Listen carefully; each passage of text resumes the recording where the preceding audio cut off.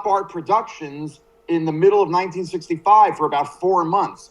So I think Donenfeld's answer was that we've got to make DC Comics distinguishable.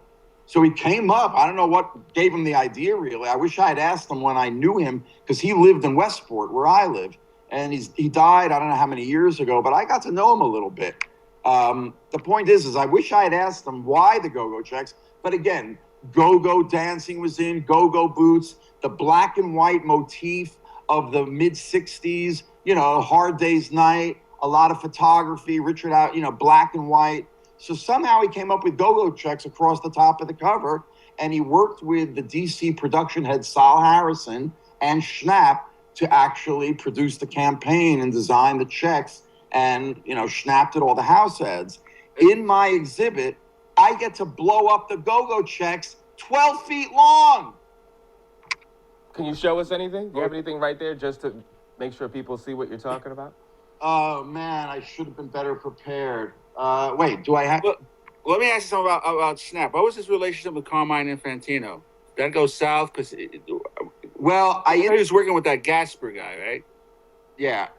Gaspar Saladino was a younger letterer at DC. He worked a lot with Joe Kubert, a lot, and he was at DC, but Schnapp was the head letterer, did the prime logos and the prime cover lettering and all those house ads. But every now and then, Saladino would get something in. Well, so much of what I call Schnapp's greatest hits were house ads and logos that had Carmine Infantino's artwork. And in a sense, I make a point in the exhibit to say both artists, Schnapp and Infantino, grew in stature together as the 60s went on, kind of culminating in the whole go-go checks Batman era, because Schnapp's lettering, because of the pop art influence of the Pow Bam, was even more prominent, like that Batgirl cover I showed you. Right. So in a way, when sales of Infantino's covers, which had Schnapp's lettering, started to increase, Donenfeld saw those numbers and said, you know what? We should make Carmine Infantino the head of the entire DC Comics line. He should be designing every cover. And that's how the first artist in comics history became eventually, and then, right from cover art director, whatever it's called, editorial, he went to editorial director and then eventually publisher in like a year. But here is the irony, and I make a point of this in the show that you'll be able to see and kind of read, is that he seemed to favor Saladino's lettering over Schnapp's. So in 1968, when he was there in charge, Infantino, all of the DC Silver Age contingent of creative people, the writers like Gardner Fox, they all went to DC to ask for health benefits and retirement benefits. And what do you think DC said? Said no. Goodbye. They were all let go. Schnapp was, I think, 75 years old. And as Neil Adams tells it, because he was there, he says Schnapp was basically forcibly retired to Florida. But then he died the following year. Well, thank you for stepping on my punchline. I'm telling you the story. You just jumped ahead. We're running out of time. I'm trying to build up to it. Yeah, here's what you stepped on. Seven, take notes. I'm taking notes. I was just about to say, here's what Constantine stepped on. Okay. Neil Adams was there in 68. He made a prediction. He said, if they exile Ira Schnapp to Florida, he's going to die. Because he was one of these guys that loved to work, and he loved his work, and it showed. Wow. And sure enough, thank you, Constantine, in 1969, Ira Schnapp dies in Florida. Wow. The end. And Saladino goes on, thanks to Infantino's favoritism, because he likes Saladino more, goes on to design all the lettering and house ads of the 1970s DC. And I think Constantine is wearing one of his Batman logos. Yeah, if you kind of pick that up a little, which I happen to think, compared to Schnapp's, is lousy. But that's my personal opinion. But it's an irony that the man who designed the Superman logo, the DC Comics bullet in the upper left corner that you grew up with, the Comics Code seal, was basically forcibly retired and died unknown, unloved, and unmourned. And here we are, 46 years later. That's Ira Schnapp. That one. And then the Comics Code seal, absolutely. There it is. And the Showcase logo. You see the showcase logo that you just had? Yeah. Hold that comic up. That little showcase logo is Ira Schnapp. He did all that. Wow. So the point is here we are 46 years later, and I feel like we're exhuming Schnapp's corpse and holding it up as if to literally resurrect him and give him the glory and the honor and the fame, I hope, that his work deserves. Speaking of corpse, did he do the House of Mystery here one too? No, that's Saladino. That's horrible. Yeah. No, House of Mystery, because of his spooky letters, worked for that title. There are some elements of Saladino I like, but by and large, I favor Schnapp's lettering over Saladino's. And again, a lot of those little things that were added to the comic books was just to make sure the fans knew this was DC and this was not Marvel. Yeah, well, like I said, Schnapp gave DC what we call a house look. If you look at the lettering for Marvel Comics, that was Artie Simek, Sam Rosen, Joe Rosen. They had their style. Look at the early Marvel logos like Fantastic Four, Avengers, Sal Brodsky, their production head, I think also lettered as well as inked sometimes. Mm-hmm. The Marvel house ads had a different look than the DC house ads. You know, they're like the Coke and Pepsi, DC and Marvel. They both put out comics, but in the 60s, they each had their own style that was very different. As a kid, I was drawn to what I call the banal simplicity of DC, both their characters and their comics. When I looked at Marvel, they looked too busy to me. I didn't maybe articulate it back then, but the point I'm trying to make is back then, both companies had distinct looks. The way they talk about movie studios, Warner Brothers was film noir and the gangster pictures, and Paramount were different kind of pictures, and MGM. Nowadays, they're all movies, and you don't really know which studio did them. Today's comics, you could pick up a Marvel, you could pick up a DC. They basically look alike to me. They don't really have the house looks they used to have. Yeah, it's pretty much, a lot of people feel that way.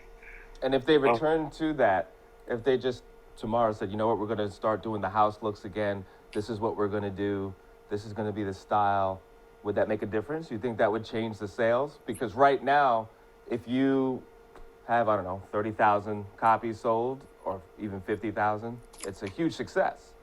Well, put it this way. Today versus... Put it this way. Seven, I would say that if you asked Mark Chiarello, who's the head of DC Design, who's great, you know, I think his work is brilliant on so many levels. And you talk to whoever, I don't know who the head art director or designer at Marvel is, but I bet you they would claim, and rightfully so, hey, we do have a house look. I bet you Mark Chiarello would say proudly, hey, man, I bet you can identify a DC comic from Marvel comic. And I would assume the Marvel guy would say the same thing. And you know what? I don't know. Maybe they do. All I'm saying is in the Silver Age, the DC and Marvel looks, you knew a DC comic from a mile away. In a sense, Erwin Donenfeld's thought process, I don't think was right. Even we as kids, as an 8, 10-year-old, we knew a DC comic from a Marvel comic. That was just his old world way of thinking. We need to be hit over the head. Buy this DC comic. Now, go-go checks elicit both cheers and jeers. Some people love them when they're posted in my Facebook group. You know, I run a Facebook group for the Silver Age of comic art. Some people love them, some people hate them. I mean, where do you guys stand on go-go checks? Hello? It doesn't bother me. Right. But some people love them. Like what? Seven, what do you say? I'm just more upset, concerned about, you know, direction comics are going. Yeah, well, that's a whole nother subject. Well, the go-go thing doesn't bug me as much as that. Yeah. With the lettering, did he do any lettering for the dailies? What do you mean the dailies? The newspaper? Comic strips? Yeah. I don't think so. I don't know. I don't think so. You know, like I know in the 40s had the Batman dailies and Bill Finger work. Yeah, I wouldn't know that. Okay. Yeah. You know, it's really, there's not that much information on Schnapp. If it wasn't for the great Dial B for blog, the great comics history site by Robbie Reed, he did a 10-part series on Schnapp back in 2006 that really, and I credit him in my show, without him doing this groundbreaking research into Schnapp, because all of Dial B for Blog, which is based on Dial H for Hero, one of the kitschier DC Silver Age titles, I wouldn't have known about Schnapp, and I don't think anybody else. So, the people that follow Dial B for Blog know about Schnapp if they follow it. But again, we're talking about an obscure comics history blog. I'm trying to take that information and bring it a little bit more out in the open via this exhibit and, the lecture and everything. And listen, all I can do is what I can do in my purview and hope that, like planting a seed, it'll just grow and grow. Whoever comes to see the show, the opening night lecture, is going to see a very special thing that's only going to happen, once. The exhibit continues through September, I think till September 25th.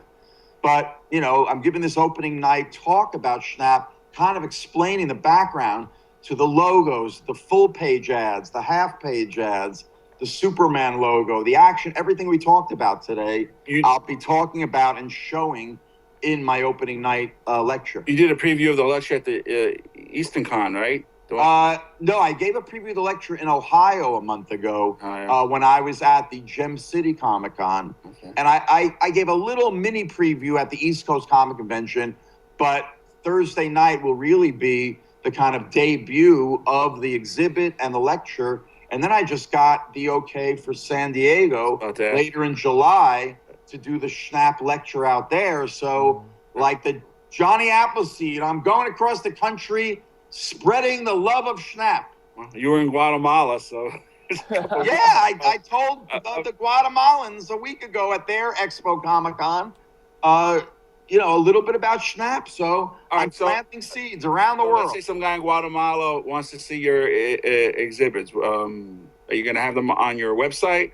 Yeah, eventually the opening night lecture and the opening night affair, and there's some special visual surprises that you'll find out about, or if you come, I'll be there. I'm gonna write you. Yeah, so go to tdc.org. They can go to my website, arlenschumer.com. There's a Facebook event page called the Super Type of Ira Schnapp. And you'll go. You can buy a ticket in advance for the opening night lecture. I think the exhibit, you have to make an appointment via email with the Type Directors Club, but it'll be going on again all summer. And so I think it's www.tdc for typedirectorsclub.org, and then you'll be able to go to their events page and see all the information about Schnapp. And you won't be doing this as special edition, will you? Special edition, believe it or not, they didn't accept my lecture ideas. Here I am, a prophet without honor in his own home.